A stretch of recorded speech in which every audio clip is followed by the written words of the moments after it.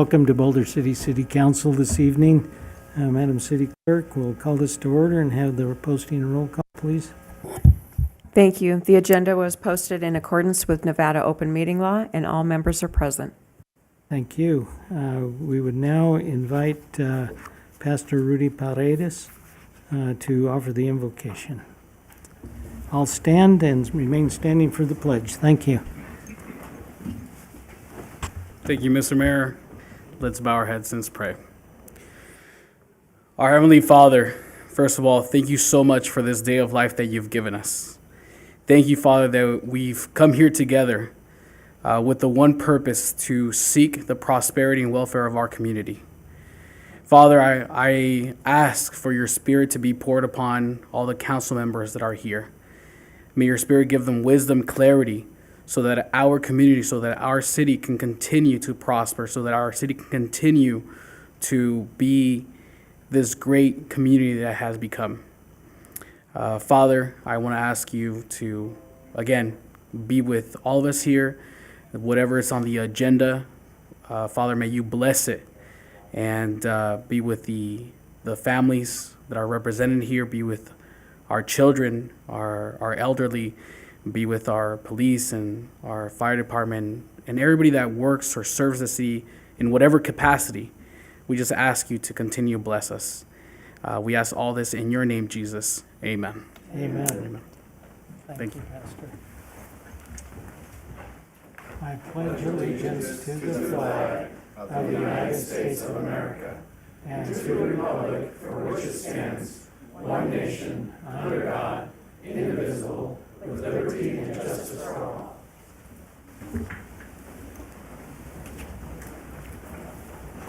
We appreciate Pastor Rudy Paredes of the Boulder City Seventh-day Adventist Church, and I had instructions in Spanish by Councilman Walton about how to pronounce that, and I may have come close. But thank you, appreciate it. We will. Are there any public announcements, Madam City Clerk? We will have public comment. Our first public comment is items related to the agenda, and those items can be taken out of order. Two or more agenda items can be considered, may be combined, and items on the agenda may be removed or related discussion may be delayed at any time. So you're more than welcome right now to come up to the podium if you would like to state your name and say what you would like to say. You have a whole 3 minutes to say it. And if we have anyone on the telephone line, they will call 702-589-9629, and we will take them as they come and fit in. So yes, please come forward. State your name. I am blind, so help me get to the right You're place. going the right way. Okay, thank you. Good evening. My name is Cindy Swanson. I live at 535 Birch Street, and it is fortuitous that I am here tonight because you all are going to be talking about the strategic plan, which I believe is a 5-year plan. So that would get us to 2030, right, if my math is correct. In 1930, the Americans with Disabilities Act was signed, so my math tells me, and that's about 32 years ago, right? So during strategic planning, there were some of us who came forward and said, access has to be included in the strategic plan. And from what we understood, it was written in. So we hope that you all keep that seriously when you are doing your planning with different kinds of development and work on your streets. One person for whom you must be extremely proud of is Gary Poindexter. He has come to my living room every couple of weeks to talk about the good things he's done, but we are so far off with access in the city, and that's why it is so important that the strategic plan be taken seriously. 6 months ago, at this city council's direction, a group of people handed over to you 5 recommendations to help make this city become accessible. We all knew it wasn't going to happen overnight. We know that. We're not stupid. But we need to start working on it day by day, week by week. I understand that a transition plan is finally being created. Not one of us in the disability world has been invited to interject our concerns and our needs. So just so you know, we're keeping track. We want to work with you all. We like this city, but we want to make it better and accessible. A lot of us are old. I became old when I was 41 and I went blind. I have a son who's 37 who has Down syndrome. We need to make this place accessible, and because you've got it in your charter with this strategic plan, I'm very excited that you all are going to be talking about it. Thank you very much. Thank you. Make sure I get that to the right place.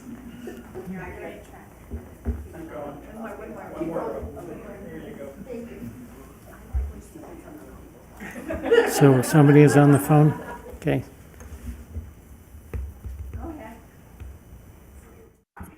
Yes, good evening. For the record, Fred Volz.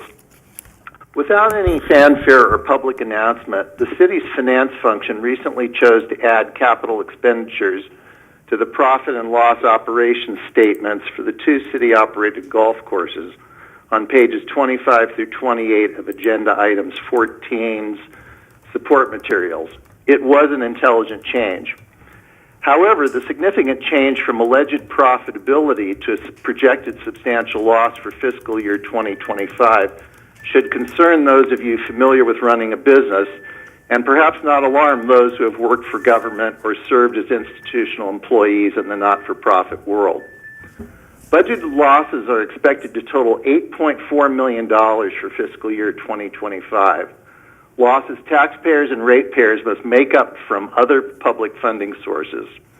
ARPA and SNWA monies come from the public too, not from a money tree.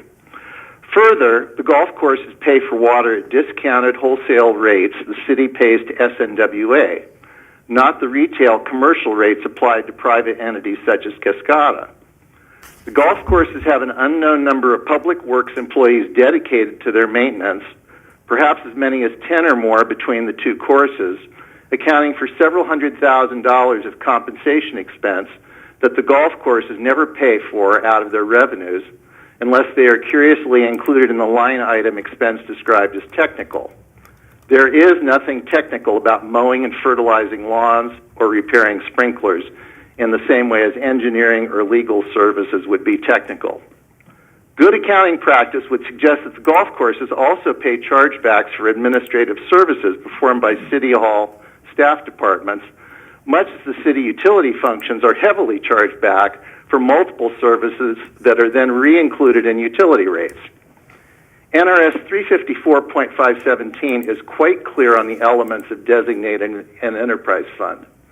It calls for a fund to be established for operations conducted in a manner akin to private business enterprises where expenses of providing services are recovered through charges to the users, meaning the golfers, and is appropriate for capital maintenance, management control, accountability, or other purposes. Boulder City's municipal golf courses fit this description to a T. The $8.4 million of fiscal year 25 losses should be setting off alarm bells in each of your minds that Boulder City has a financial problem with its golf course operations beyond using excessive irrigation water above SNWA and city-approved guidelines. The question to address in the future becomes, when will those responsible for overseeing city assets on behalf of voters and taxpayers do something toward creating an overdue enterprise fund or 2 separate funds for the 2 city golf courses? And I would ask that these comments be added verbatim to the record. Thank you. Thank you. Anyone else on the phone? Invite anyone here in chambers to come forward and talk in public comment if you'd like to. See no one come forward and no one else on the phone line. We will close public comment and move to possible action for approval of the regular agenda. I'll move to approve the regular agenda. I'll second that. Moved and seconded. Any discussion? All those in favor, please say aye. Aye. And then which is passed unanimously, and then we'll look at approval for the consent agenda. Is there a motion? I move to approve the consent agenda. Second. Second, any discussion? All those in favor, please say aye. Aye. Thank you. Consent agenda has been approved. That moves us to the regular agenda, number 6, presentation by the Rotary Club of Boulder City and the Boulder City Sunrise Rotary Club to present the Safety Officers Awards Recognition, aka SOAR Awards, to fire and police recipients. And this award has already been done globally in Las Vegas, and we are probably going to be thrilled to have our own right here in Boulder City. So who is in charge of that today? Hello, good evening. Amy Vandermark, your Rotary Club of Boulder City Club President. I am presenting today to Boulder City leadership the awards that were presented to the Boulder City Fire Department and Police Department later in September, and I'm pleased that they are both here today. I would like to invite the Police Department representatives who are here up to the front. SOAR was created about 20 years ago by the Southern Nevada Rotary Clubs. SOAR represents Safety Officer Award Recognition. And this recognition was presented by Tiffany Driscoll, the Sergeant of Boulder City Police Department. In October 2021, a Boulder City resident was the victim of a follow-home robbery. The victim was followed to Boulder City from Las Vegas, where the suspects robbed the victim of her purse. During the robbery, the victim fell to the ground and sustained severe head injuries. The victim passed away in December 2021 from the injuries sustained during the robbery. The Clark County Coroner's Office ruled the death a homicide and murder investigation was then initiated and assigned to Detective Mark Dubois as the primary investigator. Initially, information on possible suspects was scarce, and the case seemed nearly impossible to solve. Detective Dubois has served Boulder City Police Department for 25 years, 11 of those years as detective. He is currently the primary crime scene analyst for the department. During the grueling 3-year investigation, Detective Dubois worked diligently, serving numerous search warrants and following up on many investigative leads. He utilized both seasoned and new investigative techniques, making sure the resources he had from outside agencies as well as internal assistance. This ultimately led him to being able to identify 2 suspects, both residents of Antioch, California. Open murder warrants for the arrest of both suspects were obtained in February 2024, resulting in their arrest and extradition. They are currently pending trial. The family of the victim expressed to the city manager their extreme gratitude for his assistance in bringing them justice. For his efforts, both in this case and as a valuable asset to the department for the last 25 years, Tiffany Driscoll submitted this letter of commendation to the Detective Dubois.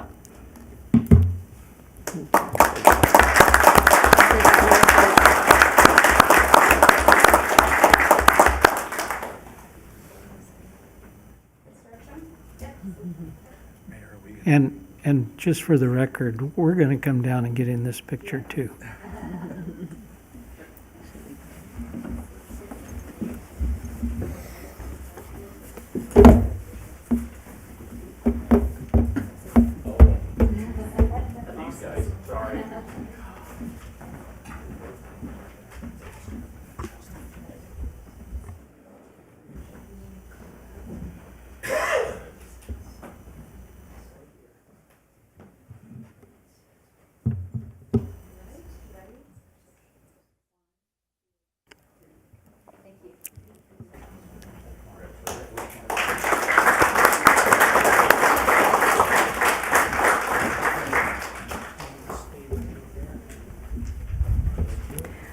Will the representatives of the Boulder City Fire Department please come forward?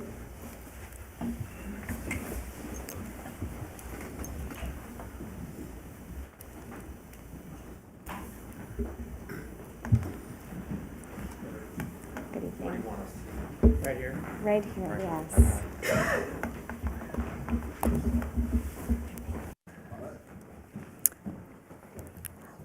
On April 4th, 2024, Boulder City Fire Department responded for a report of an individual that had fallen off a trail on Bootleg Canyon. Details were limited on the location and injuries.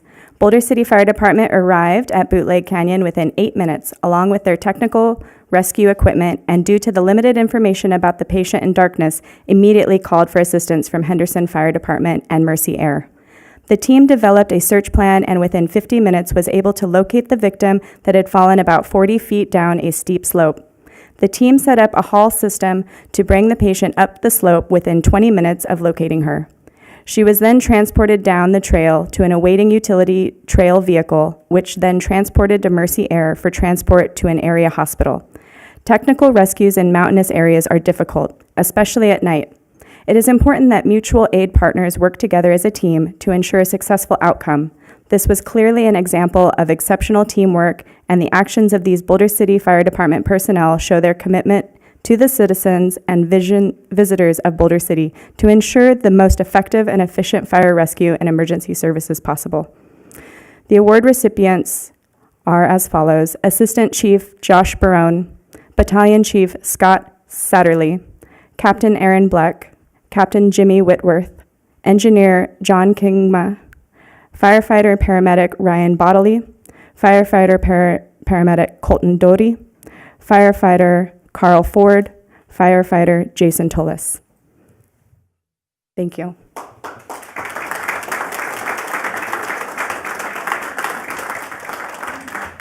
We're going to join you. Turn this way.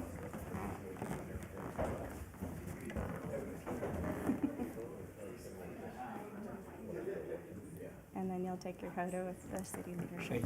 Thank you.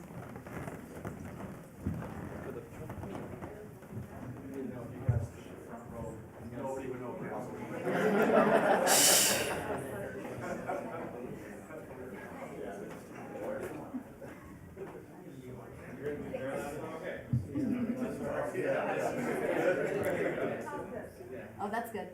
All right, you ready? 1, 2, 3. Got it.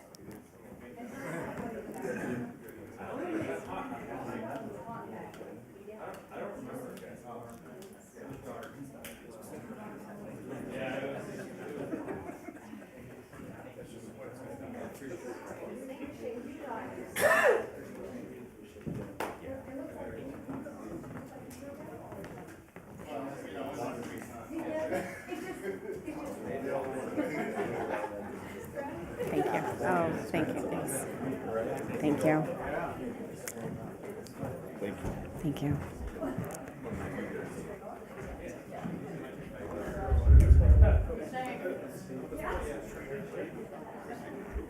Thank you again to the Fire Department and Police Department for joining us, and thank you to Boulder City leadership. Thank you, Amy.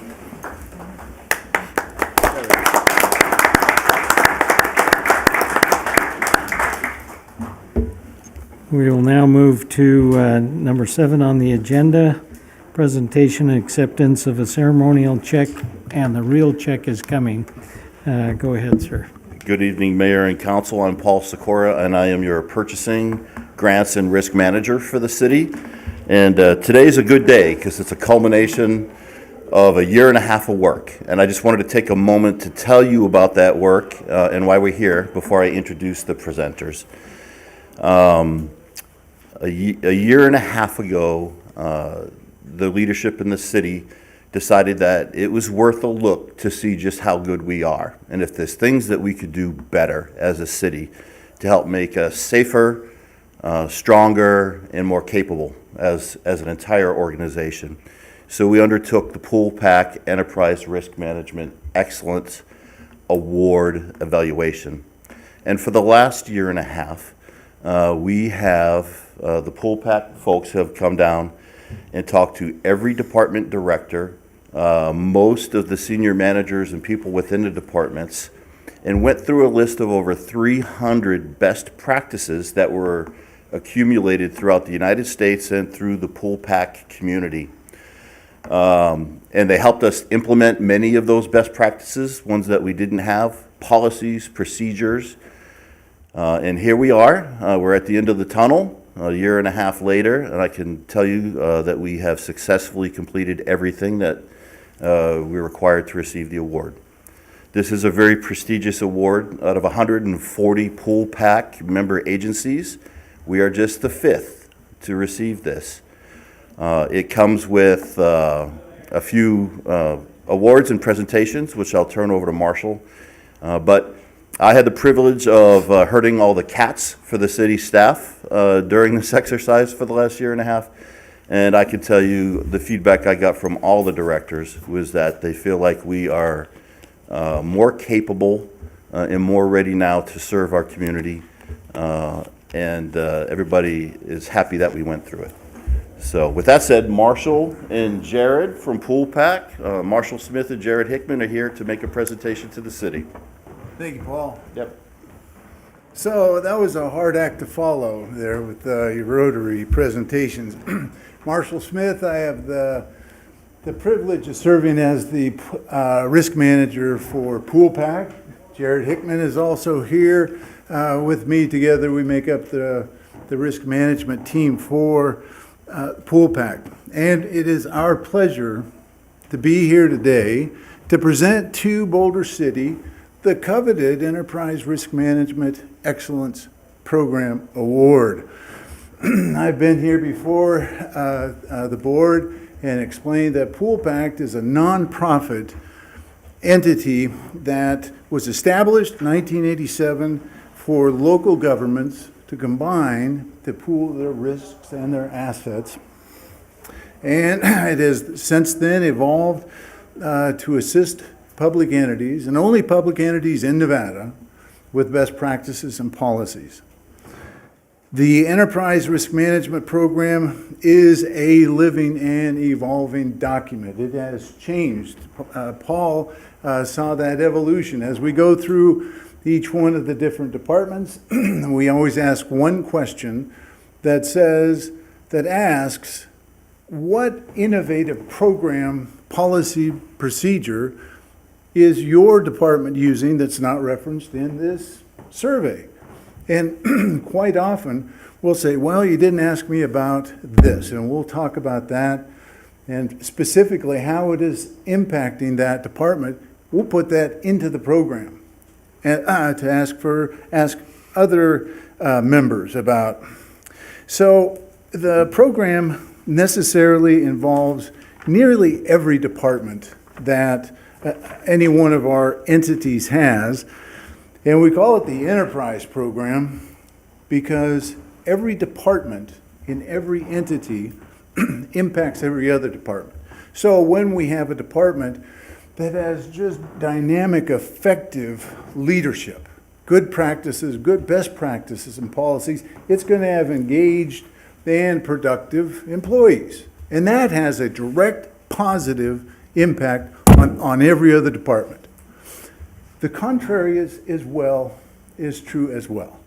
So the objective of the program is to ensure that each program, each department has best practices in place. And like Paul said, we have 22 members currently in the program working on achieving the award, and Boulder City is the 6th out of 140. So it's significant. And actually, there was 357 questions in this program that has to be reviewed. And to be complete, this is not just to check the list, check the box. Do you have this? There are 3 criteria. There has to be a practice, has to be in place and operational. And that means that there's a best practice in place for that question, that all relevant staff have been trained to that policy, and that training is documented. So it is a rigorous program. So the quick summary of the report, like Paul said, started in May of 23. A member has 3 years to complete the program because it is extensive. Boulder City did it in 16 months, and through that there was 76 email strings between all of the departments that we would work with each one of the department heads.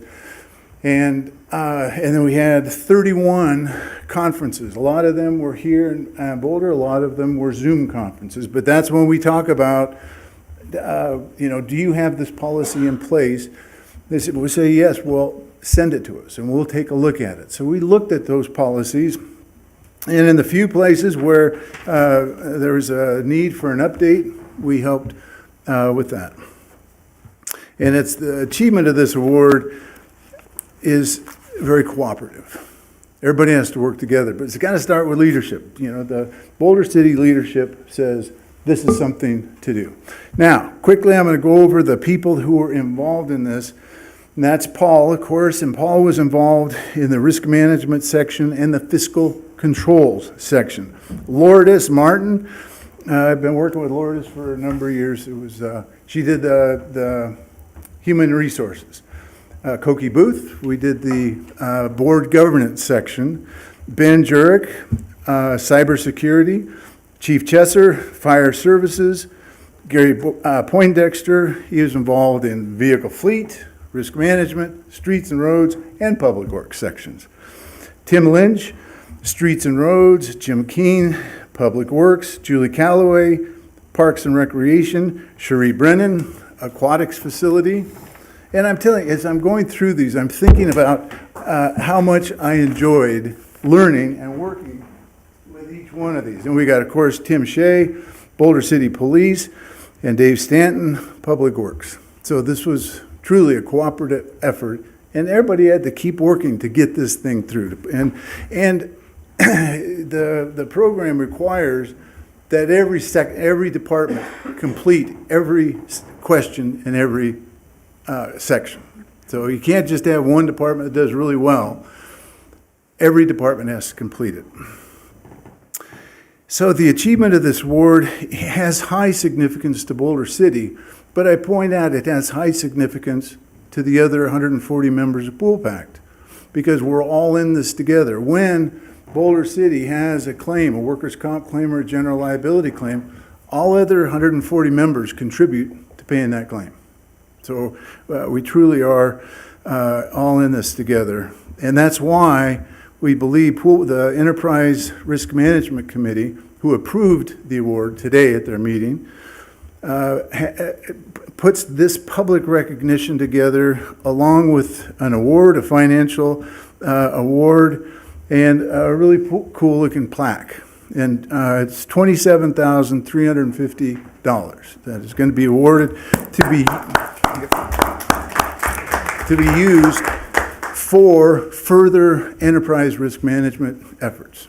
So, on behalf of all Pool Pact members, its staff, I congratulate you, and it's our honor to present this plaque, which is, in the old days, the plaque used to be kind of a cheap, not cheap, it was a smaller fake walnut picture of Nevada with a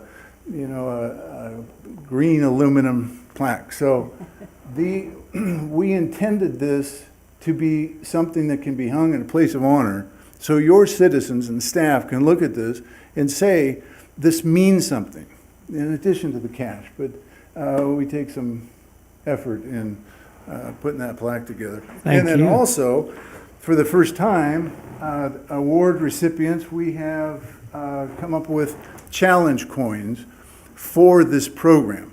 And only recipients of the program award get these coins.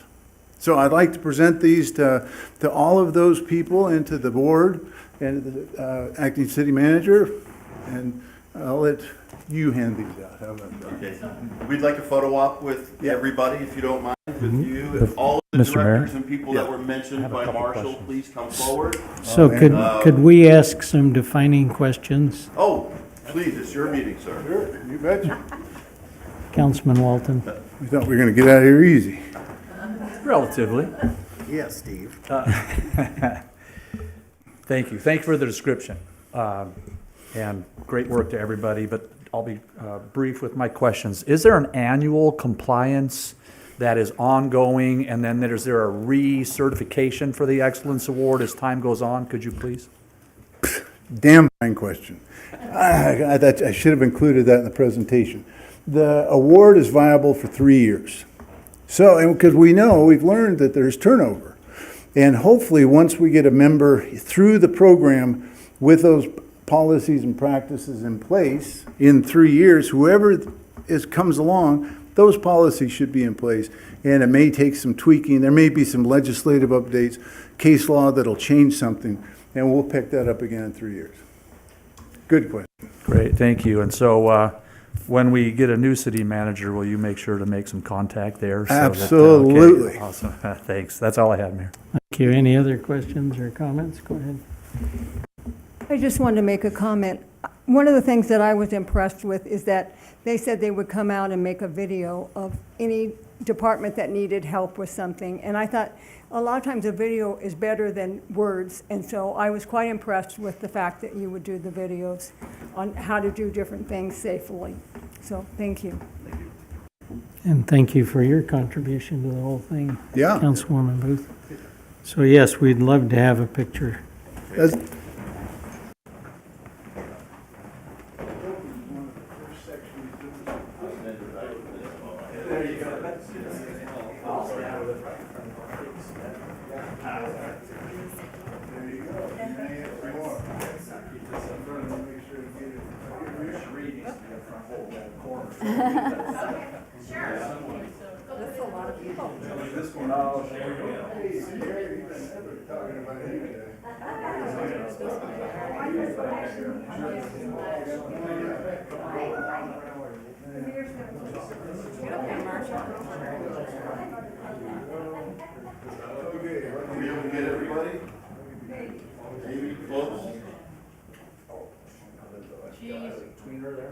All right, you guys ready?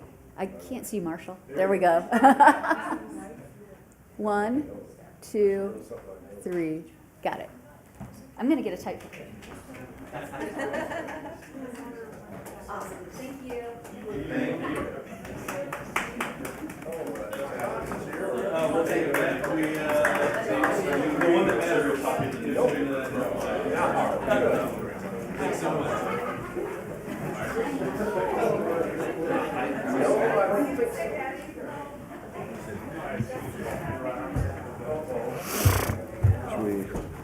Yeah, we need to move out so they can get on.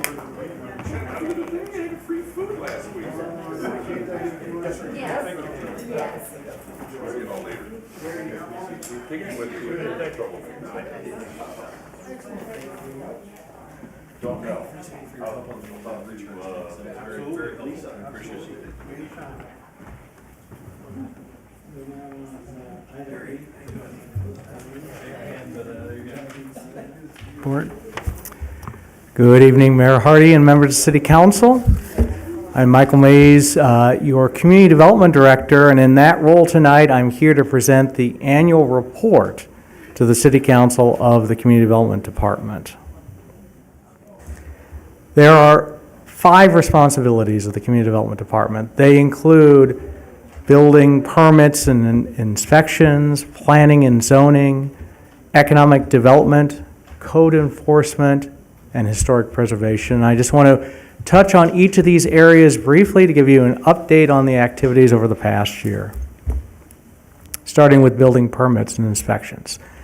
You've seen this graph before, but I think it bears repeating to demonstrate that we consistently issue approximately 500 building permits each year. 2018 was an anomaly, but as you can see, fairly consistent with the community. City Council has made as a priority being responsive and customer service focused, and that includes our building inspection and permitting process. Our target is to turn around the initial inspection submittal in 3 weeks' time. I've referred to in the past the 3-2-1 rule. So the initial submittal, 3 weeks, the second one, 2, and if we get to a third submittal, 1 week turnaround time. Earlier this year, we implemented CityWorks software. This goes across the organization. It includes public works, utilities, fire, community development. When a building permit is submitted, it is reviewed by all the departments. It's submitted electronically. We share those electronic files. We provide our comments in real time, and the customer can see them in real time.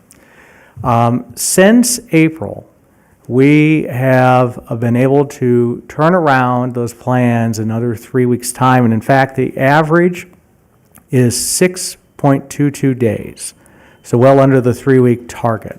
And we will continue to focus on improving that process with our partners, the other departments within the organization. Can I make an interruption, Mr. Mayor? So we're going to get to the slide in a couple of slides, but lest anybody who's watching or listening, get alarmed. When we talk building permits under this example you're giving us, it's not allotments to build new homes. They're permits for whatever is required for work in a building. So I just want to make sure nobody confuses the two, allotments versus permits required for work. I appreciate that clarification. So yes, a building permit could be a water heater. It could be an addition on the house. It could be an accessory structure. So yes, that does not mean new residential permits.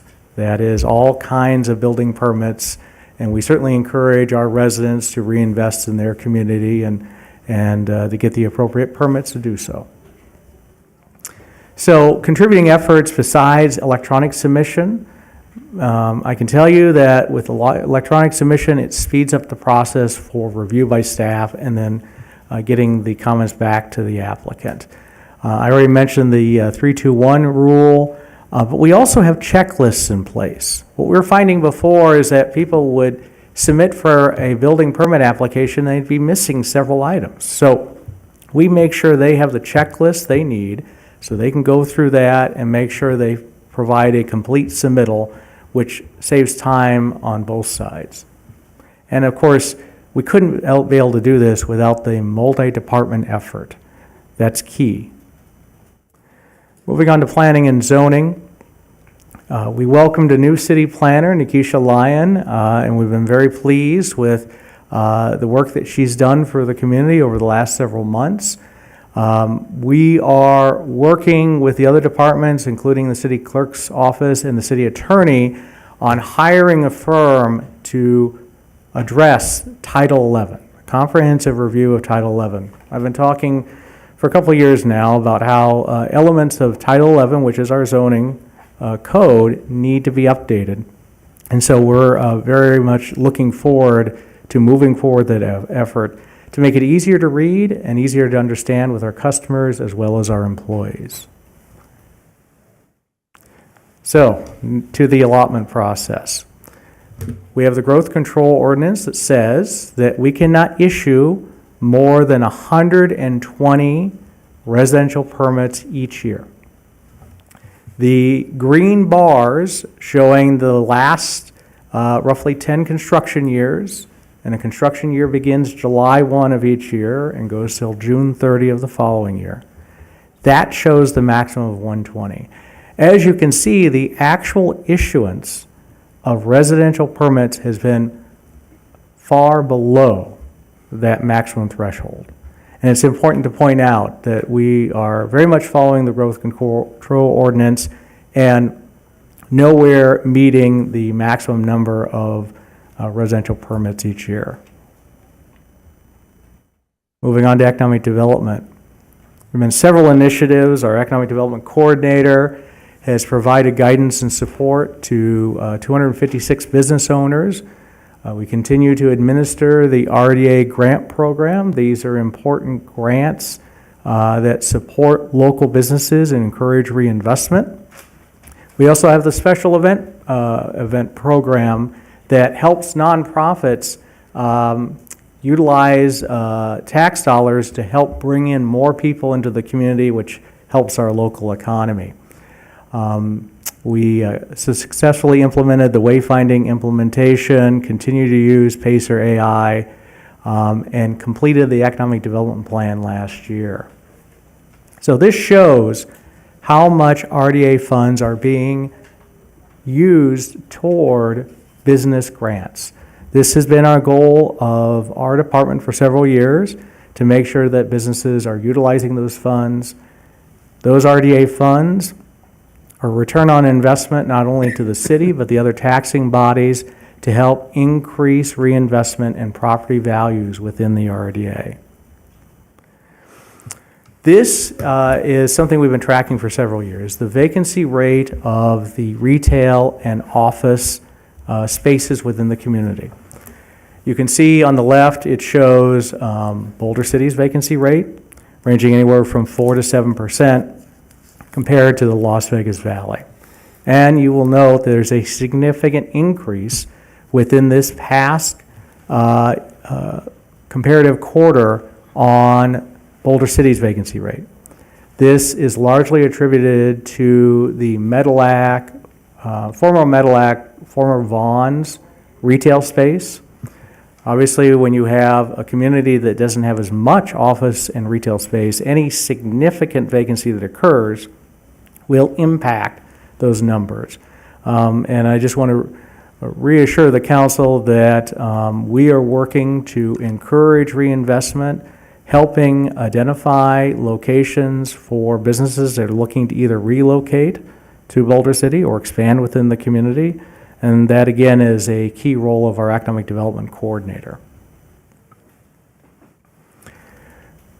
The City Council approved with the last fiscal year the funding for the wayfinding implementation, and we're pleased to report that in our partnership with the Public Works Department and the Chamber of Commerce, we have implemented all the goals of the wayfinding study, including putting up the banners in the historic district, creating the tourism website and QR codes so that when tourists come to our community, they can go up to that QR code, scan it with their phone, and instantly be linked to information about local businesses, restaurants they can go to, and other activities, making it easier for them to find the local businesses in our community. One of the other recommendations of the wayfinding study was people couldn't find available parking. And so through additional signage, we're making that easier for tourists to find that available parking. I had noted Pacer AI before. This is a very effective tool for us to understand the impact in visitation to our community as it relates to special events. On a typical weekend, we have 13,000 visitors that come to our community. And as you can see from this chart, several special events bring a lot more than that. And so that ties back to the value of the special events grant in helping to attract more tourists to our community during those events. Moving on to code enforcement. I'm pleased to report that with fiscal year 24, we saw an increase in the closure of cases compared to fiscal year 23, 93% to 89%. And our code enforcement team continues to be diligent in following up with see, click, fix, and other complaints. We have utilized the new property maintenance code that the City Council adopted to help with that enforcement, and that includes enforcing with short-term rental regulations, and then leveraging police volunteers to help augment our code enforcement officers' efforts.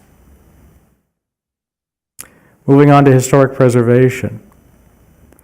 We continue to work on the implementation of the Historic Preservation Plan. Pleased to report that tonight our city planner, Nikisha Lyon, is at the American Planning Association Nevada Conference receiving an award for the creation of the Interactive Historic District Map.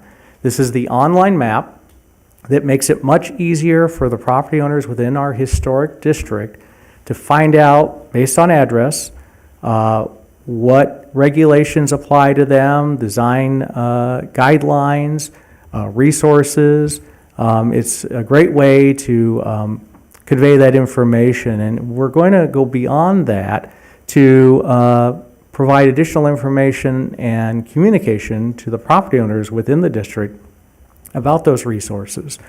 We're also going to be reaching out to realtors to provide additional education to them about the district, the regulations, and we encourage property owners to reach out to us because they have a great resource in our historic preservation consultant that can help guide them on reinvestment they want to make with their properties within the historic district. This past year, through a CLG grant, Certified Local Government Grant, we were able to put on a workshop that helped train local contractors on historic window restoration.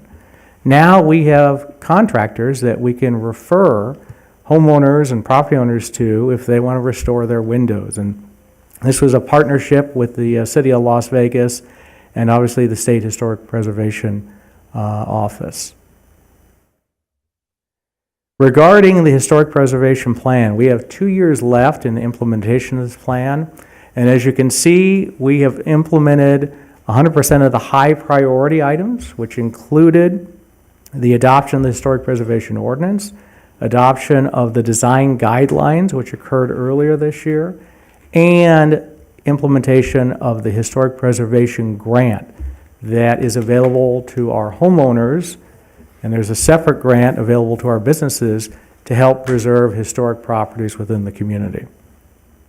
Continued goals regarding medium and low priority items are looking at additional studies that would look at historically significant properties outside of the historic district. And so we'll work with the Historic Preservation Commission and our consultant to implement those goals before the end of the 5-year period for the Historic Preservation Plan. So I want to close by talking about how important customer service and responding to our community needs is for our department. But don't take my word for it. I want to refer to the customer service survey. Every employee, as you know, has in their signature page with emails the opportunity for our customers to take a survey. It's a quick survey that lets the community know how well we did. And since its creation, our department has had 32 survey responses, of which 28 were positive. And I just wanted to share a few of the comments our customers said about the Community Development Department and the staff within the department. One can only wish everywhere you went, you received the level of customer service that I did. Nikisha Lyon is extraordinarily knowledgeable, professional, and provided necessary information. As a Boulder City resident, I'm proud to see this level of employee. Rafi Fasekjan was very courteous and helpful. Michelle Stasek was very professional. Nikisha went above and beyond to help me on a due diligence report. She was very quick to respond to all of my questions. Michelle was very pleasant. Rafi went above and beyond to help our organization. I very much am proud of the department staff and their dedication to the community, and commit to the council that we will continue to strive for excellence and look for ways to improve and support customer service efforts and preserve the character of our community. And with that, I can answer any questions. I think, we talk about the report, but the commendation of what we've seen in the city, people now talk to me about Nikisha was so helpful to me. I mean, that's just a spontaneous remark that they use. So our hats off to the whole department. They've done such a good job, and appreciate what they're doing. Comments or questions or suggestions? Go ahead. One quick comment is, when I was running for office, the very first time, so many complaints about the building process, how short of a time that's really turned around. Now I get people who say, hey, it's a great process. I just went through it. This happened. So in such a short amount of time to really take a peek at it and look and see what can we do to make this more successful and then do it. I just say thank you, because it makes our community a better place to live and our processes better. Also, I think well-deserved. those accommodations at the survey.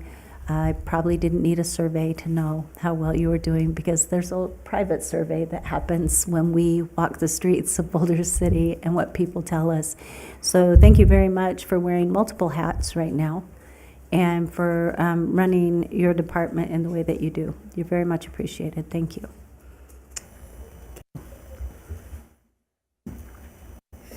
I too would like to say thank you.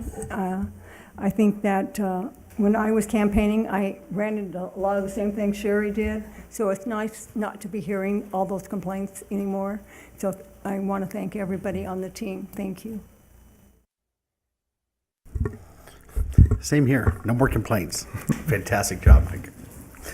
But no, seriously, thank you, and you guys are doing a fantastic job. Thanks, Mr. Mayor.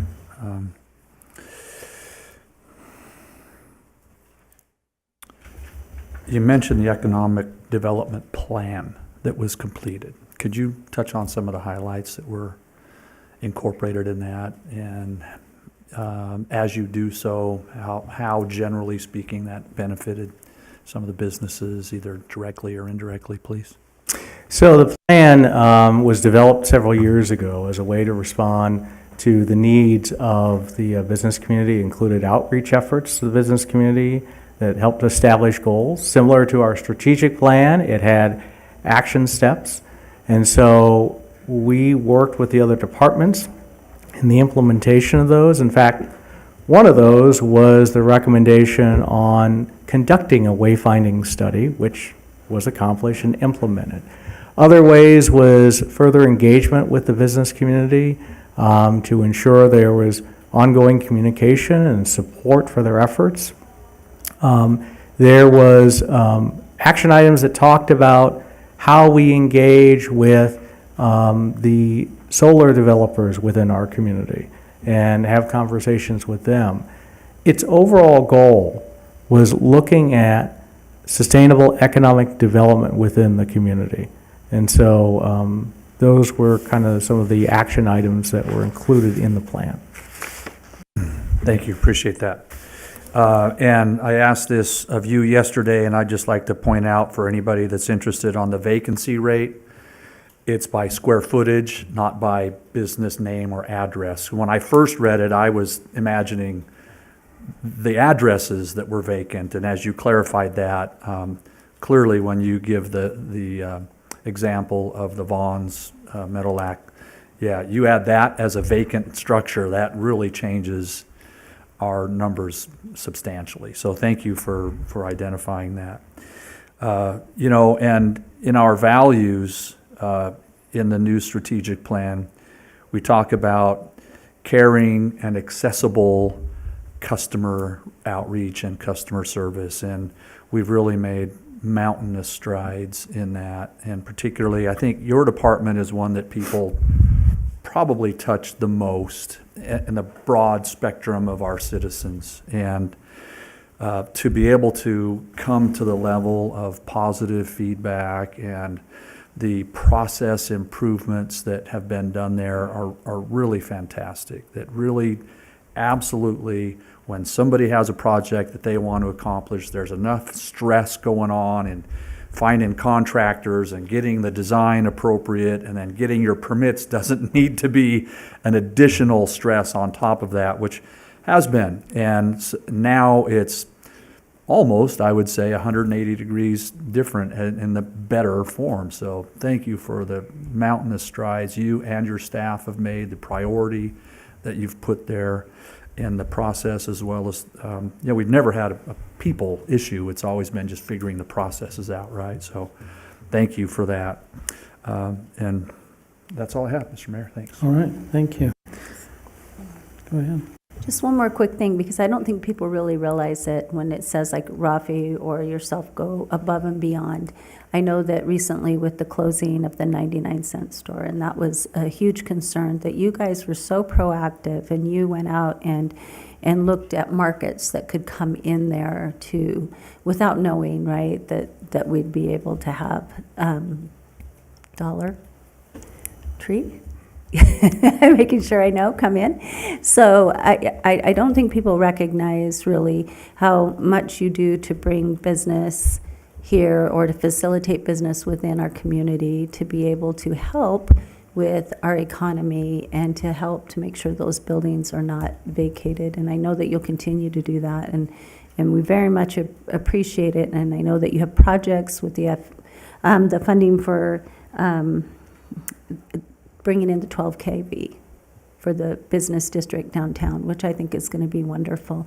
And I hope that incentivizes more businesses to come in some of those areas that don't have some. So thank you for that. Thank you. Any other questions or comments? We appreciate the team and what you've been able to do. I'm not going to say anything about being the acting city manager in this, and if you've applied. So I'm not going to say anything about that. Mayor Hardy, members of City Council, thank you for your kind words and thank you for your support. Appreciate it. Thank you. And if there's no other things on that, we'll move to item 10, Resolution 7868, or 9. Yep. I'm getting ahead of myself. So 9, 7867, Special Event Promotion Grant, not to exceed $2,640 for the Boulder City Community Club's Doodlebug Craft Bazaar. I have to read something. Go ahead. I would like to disclose pursuant to NRS 281A that I am president of the Boulder City Community Club, a not-for-profit organization. Because this is a relationship under Nevada ethics law that would likely impact the judgment of a reasonable person in my situation, I will be abstaining on this item. Thank you. Any other comments? Go ahead. Just Mayor, I'm available for questions regarding this special event application for $2,640. Any comments, questions? I would accept a motion. I'll make a motion to approve Resolution 7867. Is there a second? I'll second. Any discussion? All those in favor of approving Resolution 7867, say aye. Aye. Any opposed, say nay. It's unanimous. Thank you. Now we'll move to item number 10. Good evening, Mayor and Council members. Marissa Adu, the city's airport manager. Item number 10 is for possible action, Resolution 7868, establishing a revised fee schedule for the Boulder City Airport. The city is the owner and operator of the airport and is considered the airport sponsor to the FAA. The airport is an enterprise fund and does not receive funds from the general fund. The airport sponsor can apply for federal funding for eligible projects with the FAA to build new infrastructure or rehabilitate current infrastructure. Eligibility for these projects is determined by the FAA and can include items such as runways, taxiways, lighting, and navigational aids. When the city receives these grants, it agrees to certain conditions called grant assurances, which requires the city to maintain the airport in a safe and serviceable condition, and ensure that fee and rental structures is maintained in a way to make the airport as self-sustaining as possible. These funds are exclusive funds and go to the airport fund for the operation and maintenance of the airport. Staff has surveyed over 20 airports to determine the proposed fee schedule under consideration today, including airports in Utah, Arizona, Nevada, Oregon, and Idaho. Some of the new proposed fees include a special event fee and landing fee. These two fees will not affect the general aviation and commercial tenants based at the airport. A special event fee that's proposed is for the persons arriving at the airport during an event such as Formula One or Super Bowl, and is designated by the airport manager by issuing a notice to air missions or a NOTAM. In surveying the surrounding airports, this special event fee is upwards of $2,000 per an aircraft, and the fee proposed for Boulder City is much lower at $300 per aircraft. This fee will only be charged once per day per aircraft and individuals that are not aware of the event or had to utilize the airport for an emergency or as an alternative airport can reach out to the airport administration office to have the fee waived. The landing fee is a charge per landing for those aircraft weighing 4,000 pounds or more, and any aircraft under 4,000 pounds is exempt from a landing fee. And including training aircraft over 4,000 pounds will only be billed once per day. Also proposed is a derelict aircraft fee. This fee is for the aircraft parked at on the airport apron that is not currently registered with the FAA or has not flown in over 90 days. A lot of public input has been received this far, and a revision to the resolution has been provided to you on the dais that allows the airport manager discretion to waive the derelict aircraft fee or extend the time frame for flying the aircraft if there are extenuating circumstances such as waiting on a medical clearance or aircraft parts. It also makes a provision that a fee can be disputed and the airport manager may waive or reduce a fee. I'm happy to answer any other questions you have in consideration of this item. Thank you. I really appreciated your ability to handle a lot of emails that dealt with the tweak that you've suggested with the airport, particularly about the parking fees and the derelict airplanes that are not flyable. Questions or comments? So he has a vested interest in this? No, he doesn't. I can share all the emails that I got about the derelict airplane. I hit print, and this is what came out, if people can see that. It's quite thick, so. So I think we had at least 38. Quite a few. It was all mostly about the derelict planes. And what was fascinating about some of those is many of them had been using our airport from someplace elsewhere, which I guess is what airplanes do. They fly in, they fly out. So yes, Councilman Walton, would you like to take up? I don't have a whole lot other than it's listed under the anticipated expenses in that presentation that there's about 3.4 million plus or minus over, plus some are 5-year projects and others are ongoing as needed.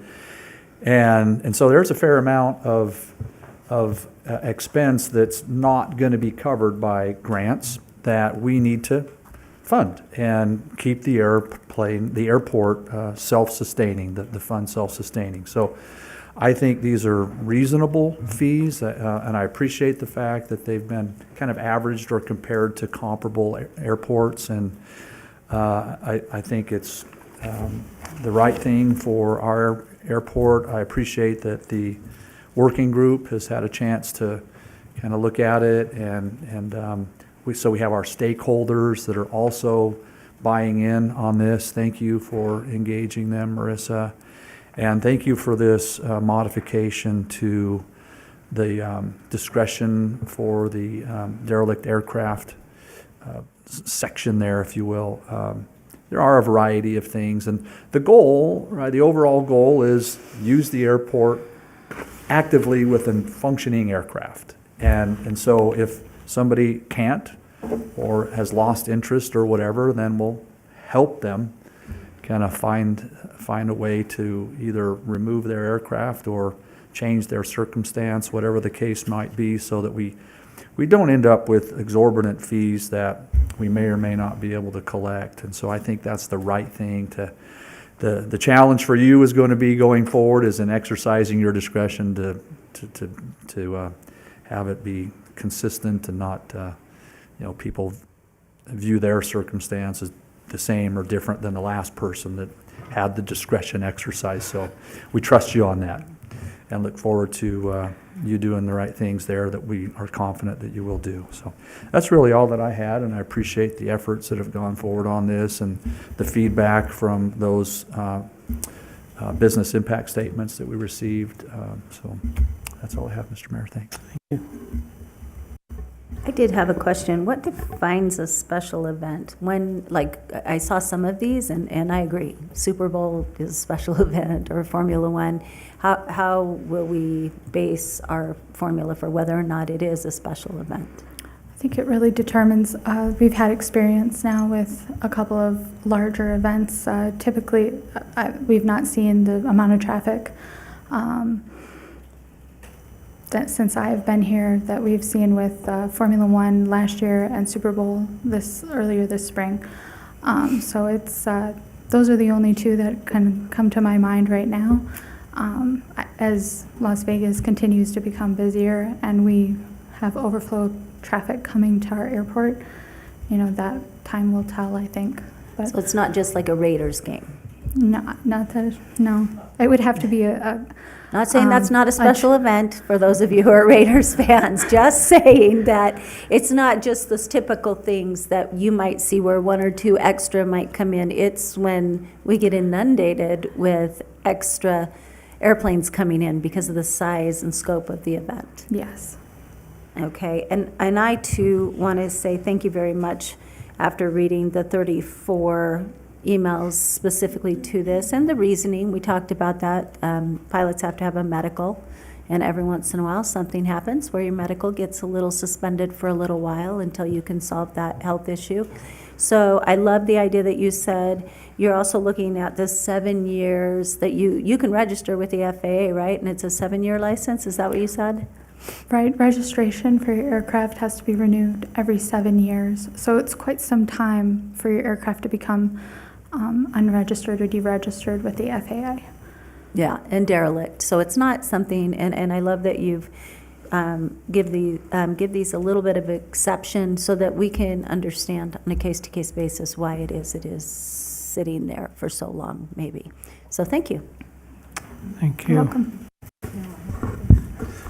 The touch base on the special event fees, that fee is not applicable to people that own hangars at Boulder or live in Boulder, residents of Boulder City? So the special event and the landing fee, the base customers, the base tenants, and the commercial tenants will be exempt from that. Will not be charged. Perfect, thank you. Yesterday in our briefing on the derelict airplane, I guess we have one that's been living out there for quite a long time. And we don't have a way to dispose of that plane. Is that correct? We can fine them now, but we can't dispose of that plane. And maybe there's a way we can write into the contract or whatever we do there to where we can dispose of that plane if it's sitting there for too long. Because you could maybe fine somebody $500 a day and they could care less, and you could have a couple $1 million on it and they're not going to do anything. So maybe to take it that step further, I don't know if the city attorney can do something like that where you can say, call the Hess brothers in and have them scrunch it up and take it to the landfill instead of leaving it out there. So I don't know if that's a possibility or not. That's something we could look into. Okay, thank you. That's not on our thing that we're going to vote on, but that is. No, it's not. Okay. Any other comments? I appreciate all the work that's been done, and I'm going to ask the city clerk how long does it usually take our decision to be noticed worldwide on the web so that people will have some more comfort level about what we're actually going to vote on? Well, it's being live streamed right now, but you want to know when the minutes will be available? Tomorrow. Sounds good. Yeah, draft minutes. So for those who are listening, they can read it pretty soon. How about- Or they can actually go watch it. You can watch it on demand at any time. All right. I'm not trying to get out of more emails, but if that's the case, that's okay. But it has been wonderful to be able to hear from so many so quickly that they care, and I think that has helped us come to a point where we can say, okay, we understand, we heard, and we appreciate the input, and we appreciate your flexibility in helping us come to that. So thank you. Any other questions? I would accept a motion. Move to adopt resolution number 7868. Is there a second? I'll say. Moved and seconded. Any discussion? All those in favor say aye. Aye. Any opposed say nay. It's unanimous. Thank you very much. We'll now move to item number 11, discussion of the draft CIP for fiscal years 26 through 30 for the city of Boulder City.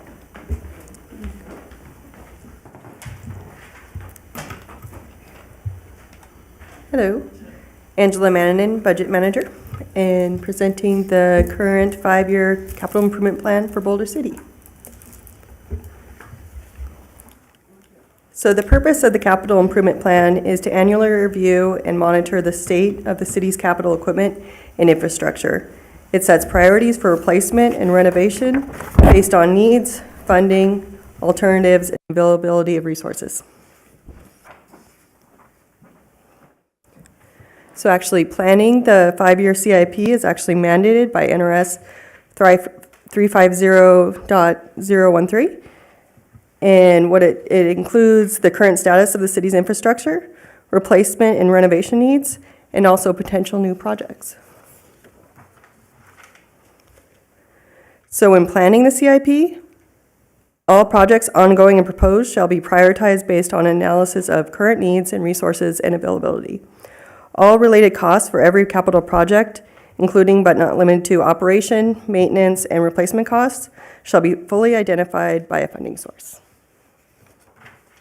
Our current 5-year capital improvement plan includes 69 projects.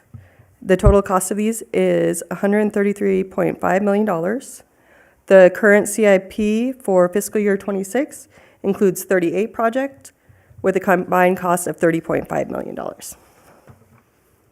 So looking at the funding sources for our 5-year plan, it's a total of $133.5 million, but as you can see from this chart, 44% of that is coming from outside funding. That 44% is $58.2 million and is $51.5 million from the FAA to support our airport, and also $5.6 million from the RTC to support our streets. There's currently 1% that is unfunded, which is $1.4 million. In fiscal year 28, that is for our pool. And if the ballot question passes in November, that would be fully funded. The enterprise funds are the gray part of the graph is 26%, which is $35.1 million. $3.7 million of that is from the airport. $25.6 million is from the electric fund. And $2.5 million is from both the water and wastewater fund. The golf course surcharges fund is 1% of our 5-year CIP at $1.2 million, and that's the charge that every golfer has to pay on their rounds of golf, and it goes to support capital improvements at the golf courses. 17% of the funding comes from voter approved. That's $22.6 million. And of that, $19.2 million will be from the sale of Track 350. And $3.3 million of that is from the $1 million annual approved spending of the voter approved fund that was approved back in 2015. 11% is governmental, which is $14.8 million. That includes $3.5 million from acquisitions and improvements, $11.1 million from our swimming pool fund, $100,000 from our special project ad valorem tax, and also $75,000 from our More Cops tax fund, which will buy a police car. This graph is showing the funding just for fiscal year 26. It's $30.5 million, and 60% of fiscal year 26 funding is coming from outside sources. That's $18.1 million, and it's $16.5 million coming from the FAA to support our airport, and also $1.6 million coming from the RTC to support our streets. The enterprise funds is 29%, or $8.9 million, and that's $1.2 million coming from the airport, $5.6 coming from electric, $1.3 million coming from the wastewater fund, and $750,000 coming from the water fund. The golf course surcharge funds are paying for 2% of the 26 projects, which is $475,000, and $220,000 of that will go to the Boulder Creek Golf Course, and $255,000 will go to the muni golf course. Voter approved funding is 4% or $1.3 million, and $1 million is the annual voter approved spending, and $300,000 will come from the sale of Track 350. Governmental is 5% or $1.6 million, and of that, $1.4 million is from acquisitions and improvements, $100,000 is from the special projects ad valorem tax, and $75,000 is coming from the More Cops Fund. So the governmental funding, acquisition and improvements funding, mainly comes from the general fund. It comes for fiscal year 26. There'll be a transfer from the general fund of $1.5 million. The Boulder Creek and Municipal Golf Course surcharge funds grow at about $150,000 a year. And all the CIP plan for the next 5 years takes that into account to ensure there's enough funding available. The voter approved funding of $1 million annually for governmental capital projects was approved back in 2015 by the voters. It is the 20% of the lease revenue. The current available balance is about $14 million. And at the end of fiscal year 25, if the ballot question passes, it'll be at about $8 million, and it grows at just under $3 million annually. The special projects ad valorem tax is a tax for capital projects, and the city's allocation is approximately $80,000 annually. And so what we do is let that grow and then create a project with it. So for RDA funded projects, the project must be in the redevelopment district to qualify for RDA funding. On the screen is a map of the RDA, and you can see our business sector of Boulder City is in that map. So currently in fiscal year 25 in the RDA, there's $4.4 million unallocated to a specific capital project. Current ongoing projects include the utilities for the Railroad Museum, the Railroad Museum Linear Park, the historic water filtration plant, and also the electric 12K upgrade on Nevada Way. So funding for the redevelopment district will sunset in 2029. Projected available funding conservatively will be about $7.5 million. That includes the current $4.4 million that is not allocated to a project. Things like interest revenue could increase that amount. So before the RDA sunsets in 2029, we're planning to transition the salaries that are currently being paid out of the RDA, which are some of the employees, a portion of some of the employees' salaries and benefits that benefit the RDA, and currently it's a little over $300,000. So with that $7.5 million, some of the ideas that have been discussed are converting the Smith Center into a public safety building, also a permanent pavilion at the Boulder Creek to support reinvestment in the RDA. So tonight staff is looking for direction on any capital project selection for the RDA, and also continuation of property improvement of the grant program once the RDA sunsets and that funding will no longer be available. So this is a time where we get to discuss what we've heard. We will probably have this heard in December, I think, for approval based on what we're doing and what we're talking about. So along that line, the golf courses, what is their financial or fiscal health as far as, are we woe and doom, or are we okay, or where are we at? The golf courses are a governmental asset, so it's a city asset. As long as the general fund is healthy, the golf courses are healthy. They are operationally, they're taking in more revenues than they're expending. And we're currently just reinvesting into our assets. Okay, so we're not having to pay more into the golf course other than what the use allows it. Well, there is a very large irrigation capital project happening. Revenues are not going to cover a $4.5 million. But overall, the green fees at the golf courses are covering all the operational costs, and money is going into that surcharge fund to help assist with CIP projects. All right, thank you. And then when we talk about outside sources, give us 59% of our budget in that. Can you elucidate what those outside sources are? The majority of the outside sources are the FAA and also RTC. So currently, we don't have any regional flood control projects listed in our 5-year plan, but I'm sure they will come up. So the RTC, we have representation on the RTC that helps us know where things are going and that we're a partner with everybody else in the greater Las Vegas area. Yes. So we're okay. We are okay, and they are assisting with our streets, and they put a lot of money into our streets and helping them improve and be great. All right, thank you. Other questions or observations? Please. Just that when you mentioned the golf course, we do have that $4.4 million irrigation upgrade, but that cost is covered. We Right, with the RDA, I mean the ARPA funds, yeah, too many acronyms in the government. It's covered with the ARPA funds, right? So if we set that project aside being funded, then to the mayor's point, operationally, we're in the black. Okay, thank you. If I heard you right, we have 7.5 million in the RDA.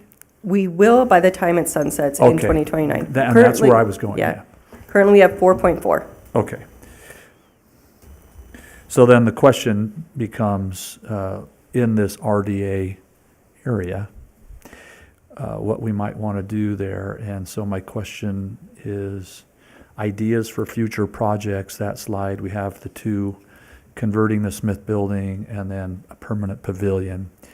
Are both those areas in the RDA? Yes, they're both in the Okay, RDA. so they both would be eligible should we choose to go that direction with one or both? Okay, thanks for that. Yes. Yeah. Thank you. Looking at your map of the RDA, where it includes down by the trailer parks down on Adams and Buchanan, for instance. And so that all is in RDA area and eligible. Yes.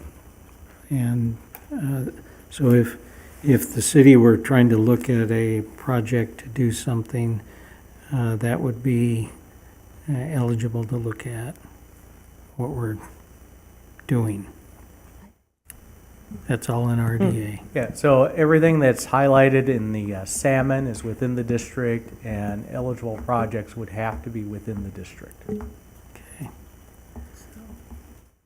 Go ahead. Oh, no, I was just, where are you pointing to? Sorry. There. This. Down here. Yes, I have go just a ahead. quick question. The fire department is in the RDA area, isn't it? Michael? Yes. Yes. Thank you. So that's another possibility there. Mayor Hardy? Yeah, and certainly we're not looking for definitive direction tonight regarding potential projects. Our objective is to start looking at potential projects that the council is interested in, obviously doing more detailed analysis of what those projects would cost. And our goal is to fully utilize the funds before the RDA ends within the fiscal year 29. So along that line, let's just pretend we wanted to make something available for a RFP, for instance, for somebody to come in and do parking for recreational vehicles or something. Would that be something that can be looked at that could use RDA funds to help that? We could certainly evaluate that as a possible project. Mhm. Any other, go ahead. So these funds that sunset in 29 have to be spent by 29 or just committed? Have to be spent by the end of that fiscal year. Okay, so this is why we need to do some forward thinking this soon. Correct. Okay, thank you. I mean, we've had discussions in the community. Do nonprofits, can they take advantage of RDA funds? They would have to be in the RDA district. So none have, and it's supposed to benefit the businesses, so I guess it just depends on what they do. But So if a church wanted to do something, they would be able to take advantage of the RDA funds in the redevelopment district? I cannot think of a rule. You're referring to, we have had in the past, churches within the RDA seek and receive RDA funds for reinvestment. Okay. Cannot be used for new construction, it'd have to be for reinvestment with existing structures, or in the cases of some of these other things that we're looking at as examples. Okay, thank you. So we could take at the golf course and make that pavilion into a permanent structure because we have a pavilion already there, or can we, is that Correct, considered that'd be new? reinvestment in the pavilion. Okay. Thank you. Would it have bathrooms? Absolutely. And air conditioning. Okay. And a bar. All right. How far afield are we going? Are we still okay? All right. If I could follow that line of questions in relation to the Smith Center, if an assessment is done that says, the cost to renovate to come up with an appropriate police station, too much, better off starting from scratch with a foundation.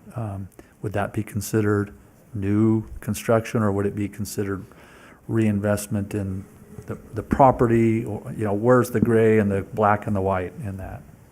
Yeah, I would suggest the council at this point give us ideas, and then we will run with those ideas, verify compliance with eligibility, verify feasibility, and then come back to the council with additional information so you can narrow down the choices that you're interested in. So, Madam Attorney, if we have individual ideas, we can just give them to you and you can figure out? Or do we need an open meeting to? Well, this agenda item is agendized for possible action. So the council can provide us direction tonight. We're just not seeking tentative approval yet. We're just seeking your feedback and direction. So you can provide us with your thoughts and feedback on the capital improvement plan and what we should be looking at for the 5-year plan. So for instance, the Smith building, the tent, if we just wanted to say right now what we would be interested in doing, those, I think, that come to the top of the list of what it is. So is that what you need to know, or do you need us to? You absolutely can do that this evening, or you can just provide us with some ideas and we can come back to you with more information. You can give us that direction in December. So it's truly up to you. So but it is agendized that you can give us direction tonight. Okay, so if I may say, do I need to take a motion to put the RDA with the Smith building in the tent, for instance? Or can we just give you direction that that's what we are interested in doing? You can have a motion, or you can provide us just some feedback that you'd like us to look into both those projects and give you more information. Or you could add them to the CIP with a motion. It's a council's discretion. You want more information? We certainly need to evaluate the feasibility of these projects before we truly know what it would look like in the CIP, the cost, etc. Yes, we do. I'm going to take need information. Mayor Pro Tem's motion. I'm whispering in his ear. So I just actually move that we would move forward with you providing us with more information regarding converting the Smith Center into a public safety building and the pavilion at Boulder Creek to possibly be a permanent structure with bathrooms and air conditioning and heating. If you could bring that back to us so that we could understand a little bit more what that means financially and with the monies that we have in the RDA. And that. Is that a motion? That was a long motion. That's a motion. I'll second that motion. That's been moved and seconded, and is there discussion? The discussion I would have is this doesn't limit us to thinking of more things, That's correct, it does not. okay? So having said that, is there other discussion on the motion? All those in favor say aye. Aye. Aye. Any opposed, say nay. It's been unanimous, thank you. Okay. And that, was now- that enough that you need? Thank you for the direction. Carol Okay. Ellis is now going to present the fiscal year 26 projects. Okay. Good evening. So each year, we present a 5-year plan, but we ask for the council to approve just 1 year, and that will be fiscal year 26. So fire has 2 requests. The propane car fire training prop for the training facility that was recently built. And then the $300,000 would be additional funding to the fire department classroom and adjacent parking, and that is separate because it's set to fund through Track 350. So that's an existing project that would be an addition to. Police would be the police station remodel continuation. That is another project that's already funded, and we would be adding an additional $100,000 to the $500,000 that was previously funded. Covered parking, that is also previously funded, and it would be an additional $50,000 to that project. And then the replace More Cops vehicle, the $75,000, and that's the one that was mentioned that would be funded out of the More Cops fund. Parks, the new projects is the replace the bleachers and the floor and the new gym at the recreation center. And then we have several irrigation projects. These irrigation projects are in part 2. We do a design 1 year, and then we'll do the construction in the following year. And a lot of this is based on not only the need of it, but also implying with our water conservation. The ABC Park Building and Grounds renovation, this is an ongoing project. The park improvements and the park irrigation replacement, we request these funds each year, and they prioritize each year what projects need to be completed in that time frame. Boulder Creek, the Boulder Creek flat roof area is an improvement. The other to the building, starting in 25, we started, for transparency, we started showing each piece of equipment individually instead of a total. And you'll see the units that have been identified for fiscal year 26. And then we do an annual golf course improvement, and that's prioritized each year by what needs to be done in that year. And that's ongoing each year. Of course, the BC Cart lease to own is the lease payment on the golf carts. Municipal golf course, the top 2 are the equipment for fiscal year 26. There's the golf cart lease to own payment, and the same as Boulder Creek, we do $75,000 for the year, and they can designate what is needed on the top of their priorities for that year. We do that on an annual basis. Public Works. We see in Public Works the water conservation for city facilities, and that is going to be an ongoing project that we're requesting.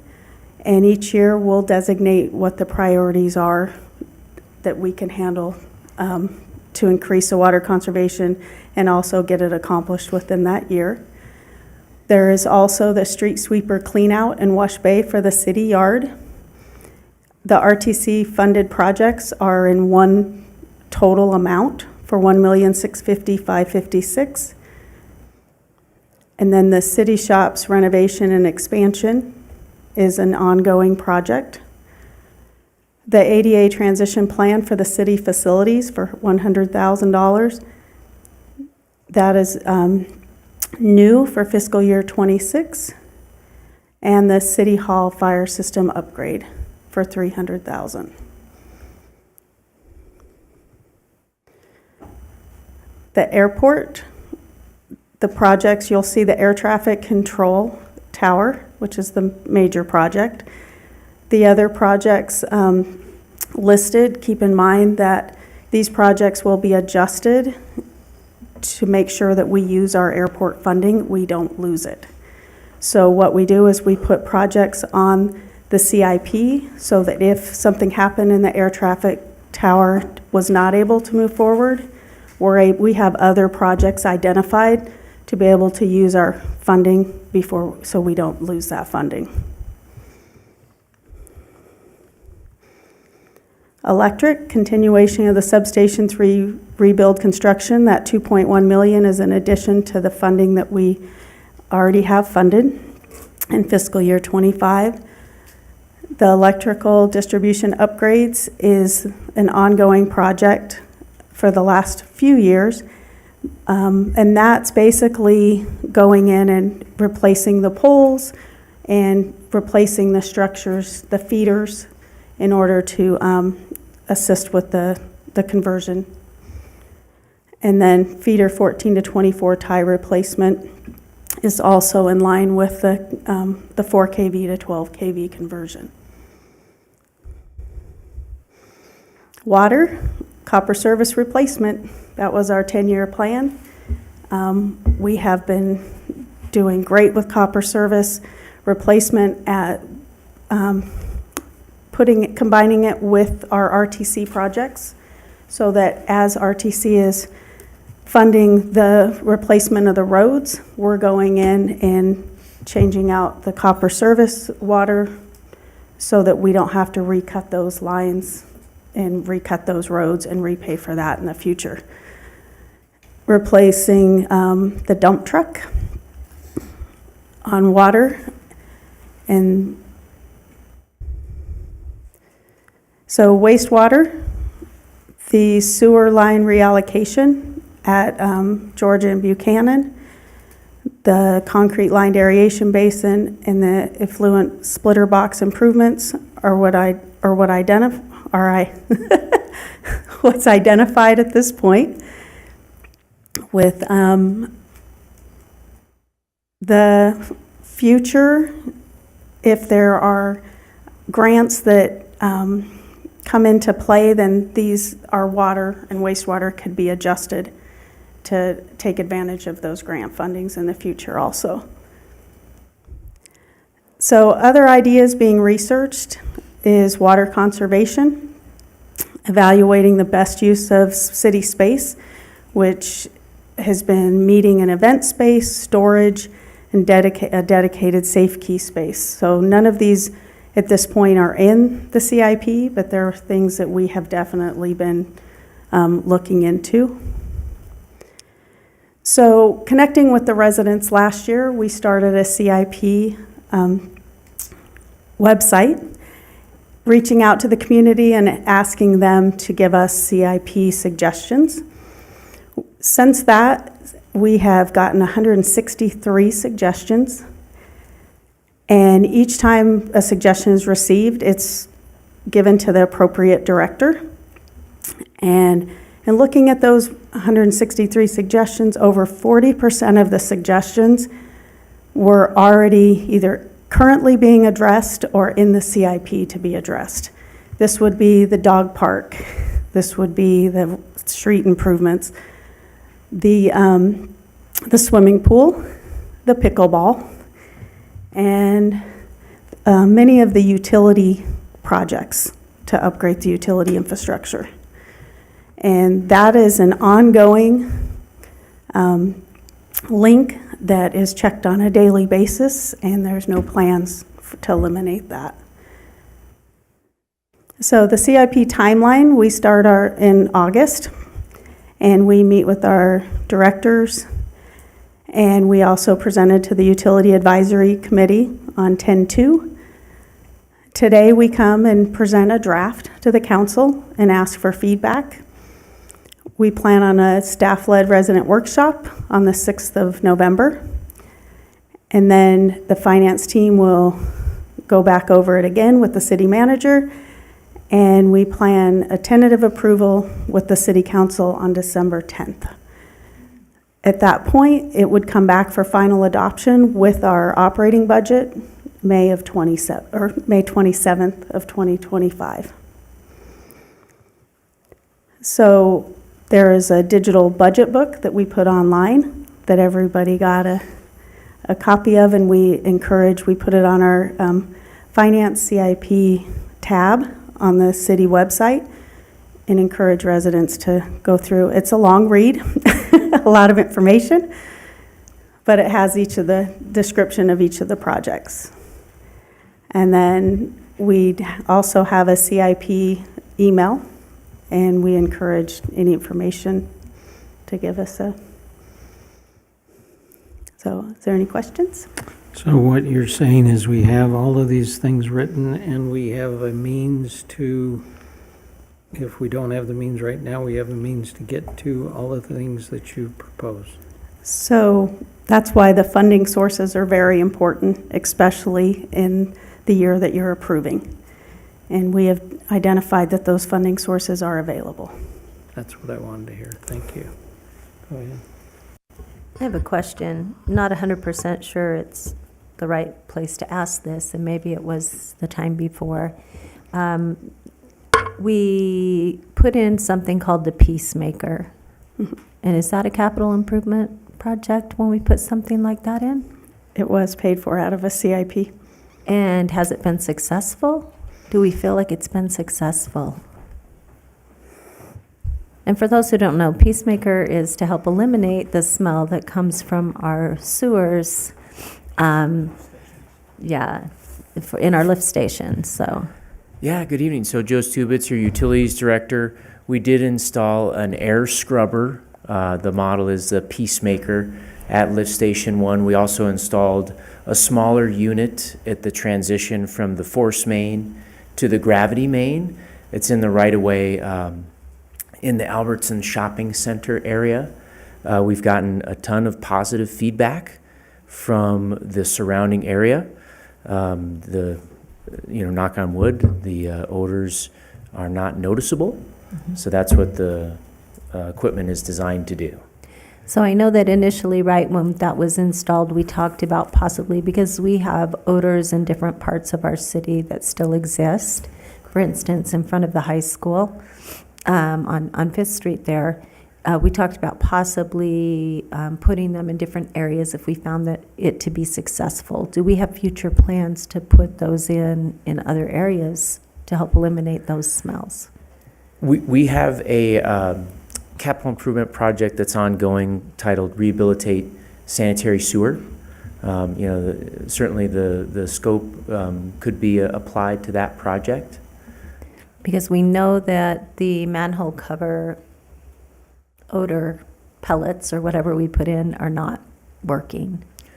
Yeah, we do use a carbon insert at several locations to try and address acute issues, but the kind of the ongoing treatment and function of that are similar to these units that we could deploy in various locations.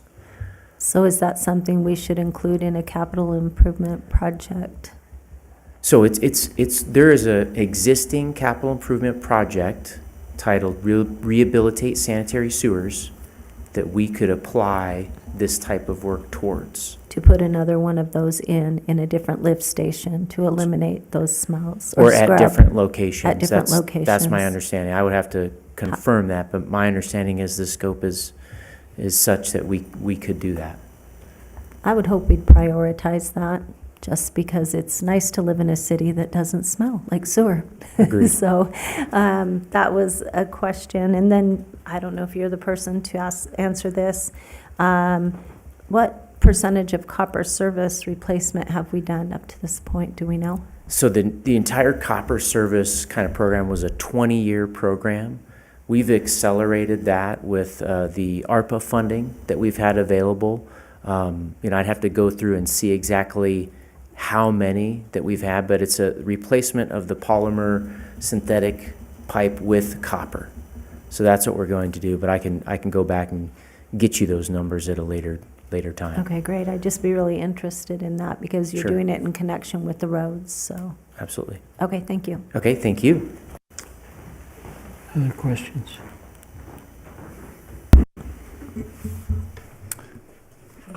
Just a few things. I just wanted to point out that there had been, I'll start at the top of the list, and so no particular order other than just top to bottom. We have the fiscal year 26 projects for fire. We had, as a council, previously approved funding for a fire station.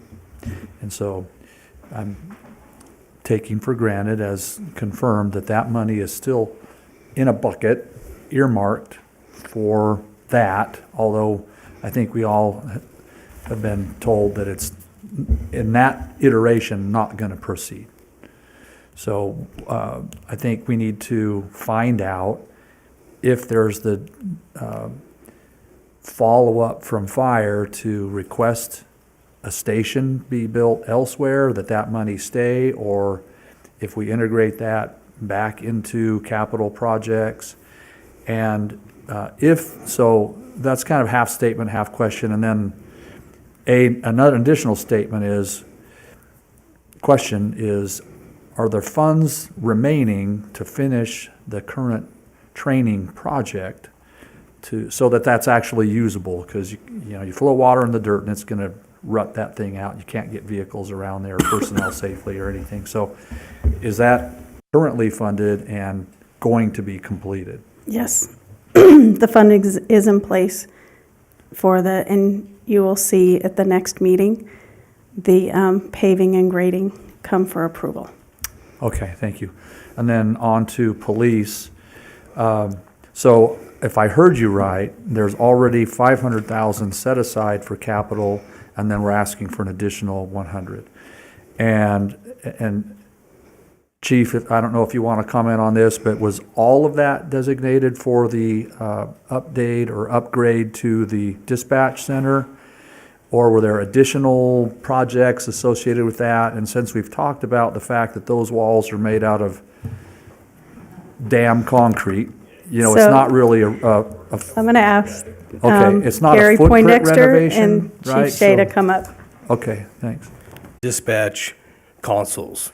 The computers, the monitors were, some of it's fairly up to date. So we're not, a brand new police console, dispatch console is about 80,000 a piece. And we were looking, we need 4 of them. So what we did is we looked into what equipment they had and what would actually need to be replaced. So that 100,000 would supply new desk, ergonomic desk, special for dispatch center, but we do not need to upgrade the TVs and some of the other IT items that are in there. So that the additional was just covering the consoles. Okay. And I guess what I'm driving at, I'm hoping that all that we're spending is portable to another location if we end up finding another location. And it's not, investment in, the walls of the building or the flooring, but actual things we can carry and keep for its useful life. Yeah, the additional 100,000 would be, the consoles can. So the current dispatch consoles can be moved. The problem is the size of them with the remodel. There's 3 of them, and part of the, working with the Park Service, the agreement is we have a spot for them. We cannot, with that size, we would not be able to put 4. So that's why we're looking for a smaller ergonomic desk, and that would cover that. And they would be movable to a new location. Okay, so some of this is going to our dispatch folks at the Park No. Service? It's all All at here, this- yeah, Okay. as a backup, and they Okay. would have a All spot right. too. I just want to make sure if we're spending, I don't want to chase good money after bad, because eventually, maybe we'll move, I don't know, but if it's movable to a new location and it still has life left in it, Yes, fantastic. all dispatch consoles will be able to be moved. And that's all I was asking. Computer equipment, you got it. So, thank you. Thanks. Chief, did you want anything more to add? Because he answered my questions. He's good. Okay, thank you. And then the last one is you said ABC Park and Grounds, park buildings and grounds upgrade. Could you explain what building upgrades were intended for that, please? Hello. So we were looking at, we put a list together. We looked at the weight room cover, the art center burner. Pottery, yes. Upgrading devices like that, putting cleaning sinks. We also looked at the ABC admin building, making it where it is usable as a ADA accessibility. They could, if we wanted to, we could have classes there. We were looking at a lot of different options across the board of upgrading a lot of the facilities in there. We've went in, we redid the kitchen inside the youth center with the funding that was available. We took out some of the older stove, the couple items that didn't need to be in there anymore. So as we're moving forward, we're really looking at updating the different buildings so they're a little more usable with either current classes or having future classes in some of these buildings. So we have a list together to make it really nice. So Thanks, Gary. Well, that's all I had, so. So with that ABC Park, I know that you stated that we are looking for a permanent spot for Safe Key, which might be Julie, I don't know. Would that be something that possibly at ABC Park could work for that? I'll let Julie go for that.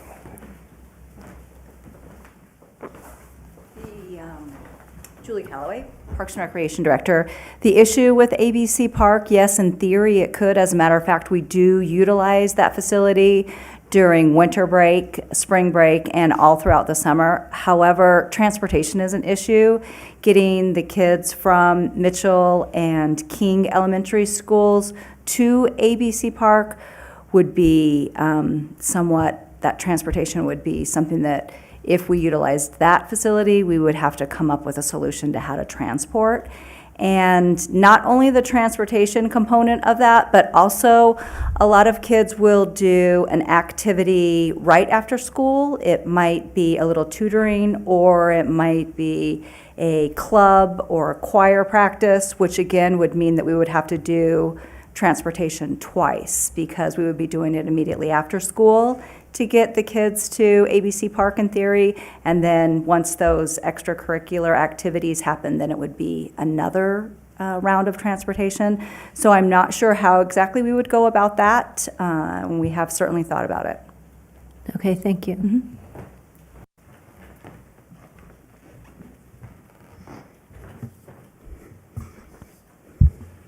Any other questions? You said you have a staff workshop where you get all the staff together. And what do you do at a staff workshop? We do it in two different types of interaction with the staff. We do it individually with each department, where we schedule and meet with the department director, the city manager, the finance director, the budget director, and myself. And we present past open, ongoing CIP, and we ask for CIP what their needs are, where they see their department in the next 5 years, and what we can do to assist them with that. Then we come back, we put all that information together, and we come back and we meet with the directors as a whole at the executive staff meeting this year. So we ask for the individual, we give them some time to look, and then we regroup as a group.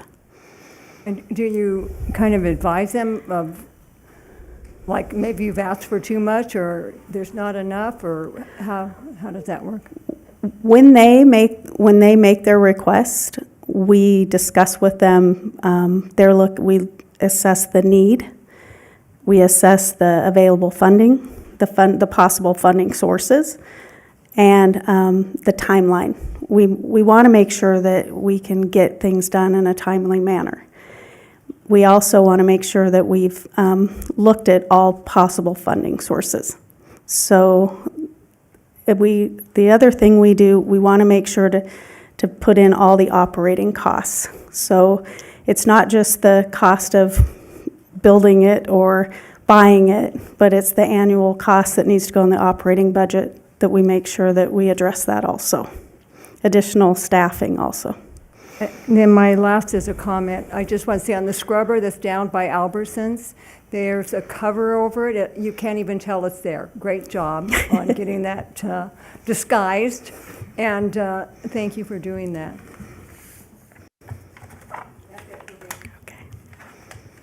Any other questions or comments? Thank you. Did we give enough information for you, Mr. City Manager? We appreciate the feedback, Mayor. All right.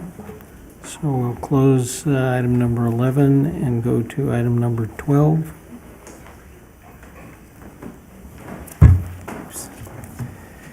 Hello again, Joe Stubitz, your Utilities Director. Item 12 is for possible action resolution number 7869, which it would approve an amendment to the contract between the Colorado River Commission and the City of Boulder City for the sale of electric power from the Salt Lake City area integrated projects from October 1, 2024 through September 30th, 2057. These projects are all federal owned and operated hydropower, all upstream of Hoover Dam, Glen Canyon, and several others. The Colorado River Commission approved the contract for this exact agreement in 2019, and the staff of the commission is recommending that we go forward with this amendment, instead of entering into separate transmission agreements with each contractor. Boulder City staff agrees with this recommendation from commission staff. This is a valuable resource that we have and benefit from. It makes up about 12% of our need and 12% of our cost, so it offsets those market purchases quite considerably. I'm happy to answer any questions if you have any at this time. Any questions? I would accept a motion. Move to approve resolution 7869. Second. Moved and seconded. Any discussion? Seeing none, all those in favor say aye. Aye. Any opposed? It's passed unanimously. So we'll go to item 13. Mr. City Manager.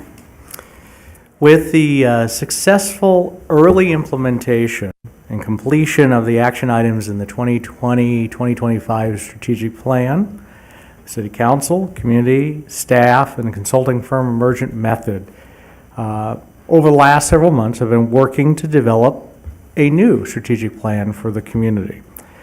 This would be a 5-year strategic plan to help guide the community with future efforts. This included extensive public engagement that involved an online survey, stakeholder meetings, town hall meetings, employee survey, and then several discussions before the City Council. Through this process, 7 strategic priorities were identified by the City Council. Maintain high-quality recreation and tourism offerings for residents and visitors. Continue achieving prudent financial stewardship. maintain community character through the growth control ordinance, continue promoting historic preservation, maintain dependable and reliable infrastructure, improve public health and accessibility, and continue to maintain high levels of public safety. Along with the plan, an implementation plan was also created that lays out how the city will accomplish these goals and sets priorities for and when those action items will occur. The city will report out quarterly to the City Council on the progress with the implementation plan. It was Peter Drucker who said, "What measured gets managed." The implementation plan includes metrics that help with the successful plan implementation and measure the success. I want to thank the citizens, the City Council, staff, and Emergent Method for all of the hard work over the last 6 months to present this plan for City Council consideration.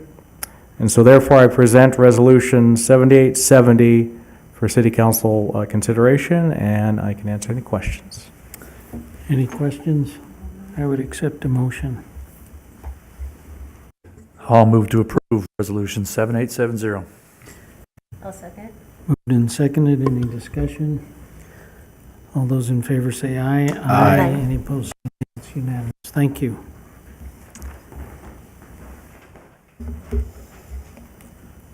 That brings us to number 14, City Manager's Report Fiscal. Thank you, Mayor Hardy. Nothing unusual to report. However, I do want to give kudos to our Finance Department. Included in the packet is the quarterly financial status report for the first quarter of the fiscal year. And I would encourage the public to take a look at this. It is a great summary of the status of all of our funds and where we're at, and they've included a helpful guide to show whether we are better than expected at this point within the year, or below expected, or far below, and you'll see that most of them are green. So, thank you. Thank you. Any questions? Thank you. Appreciate that report. And then we'll move to City Manager's report on claims paid report. Nothing unusual to report. Thank you. With that, we'll move to public comment. That can be for 3 minutes on anything. And so if you're calling in at 702-589-9629, or come to the podium and say what you'd like to say. Seeing no one here in the chambers, is there anyone online?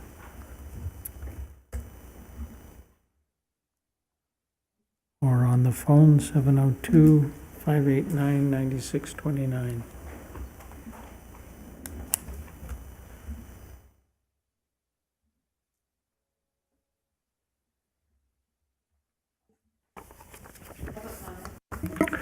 Yes, again for the record, Fred Volz. The good news is the city has finally chosen to move forward on the animal breeding issue. The bad news is the proposed ordinance changes are even more detrimental to our community's animal and human population than in the previous 2024 iteration.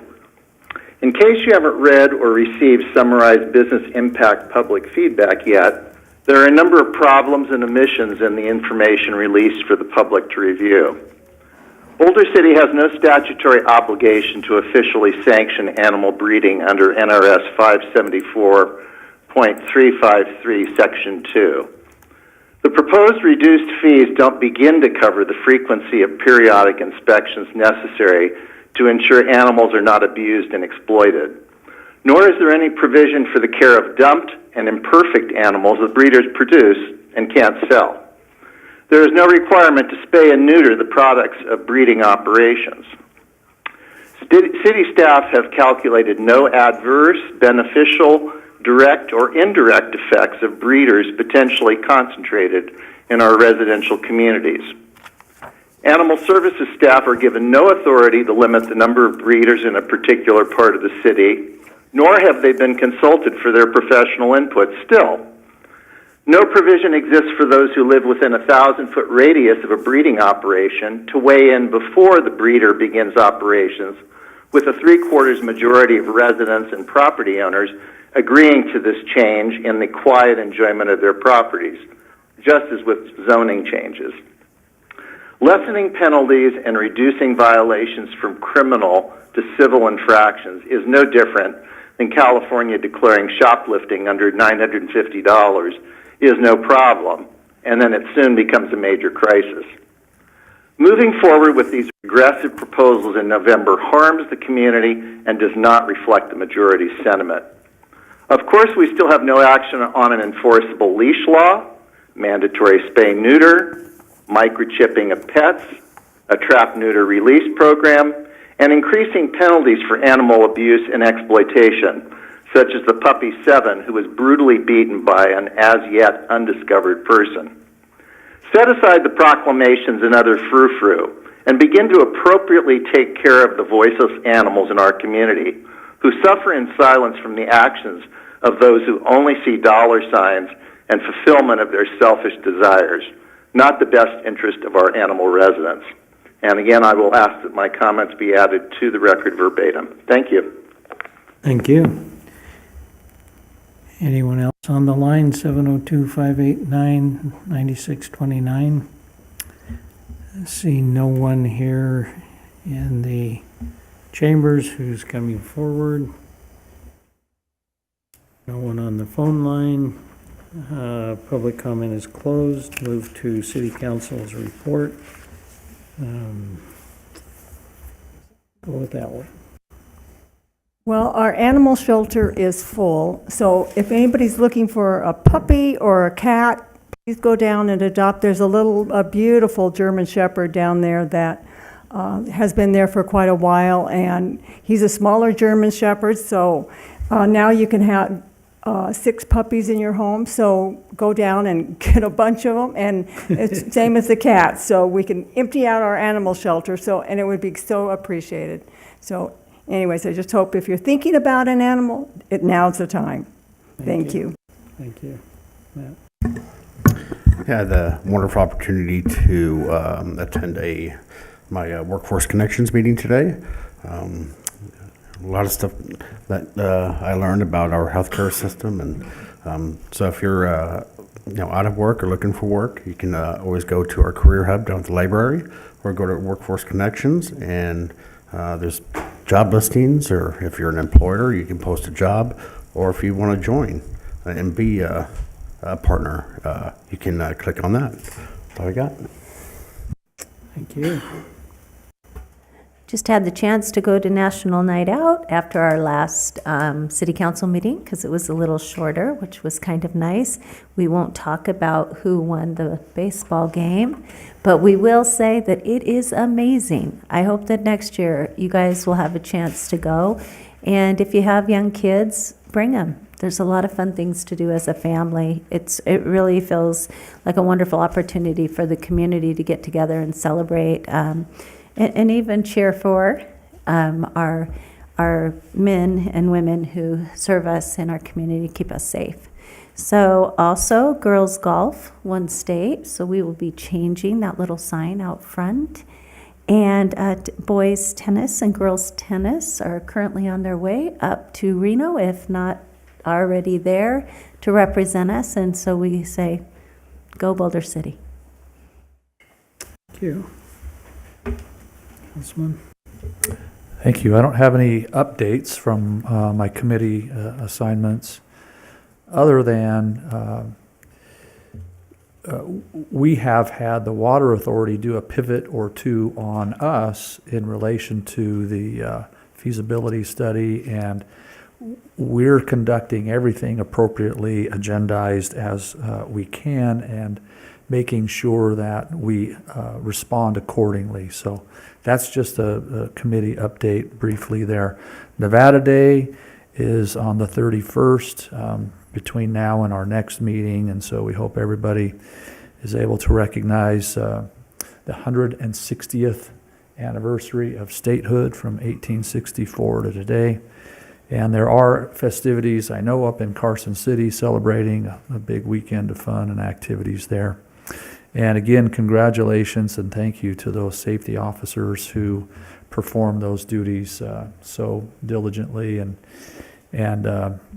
for Detective Dubois working so diligently over the years to come to conclusions on that case that really had an impact profoundly on our resident and family. So thanks to all of them, and I am highly supportive of the Risk Management Excellence Award. Grateful for all our staff members, all our departments that work so hard to accomplish that, and I look forward to that ongoing process for excellence in all of those areas that were listed during that presentation, and appreciate all the staff work on that. Thank you, Mr. Mayor. Thank you. I'm still amazed at how much we do in Boulder City and how we interact with all the other entities and governmental positions. I'm so impressed that Boulder City is so well represented on all of these committees that we have, and grateful for our staff who interfaces with the Nevada League of Cities, for instance, and other entities. We are truly blessed to live in a wonderful community with good people who all love Boulder City. Appreciate everybody's attendance at the meeting, and with that, we will adjourn the meeting. Thank you. Meeting adjourned.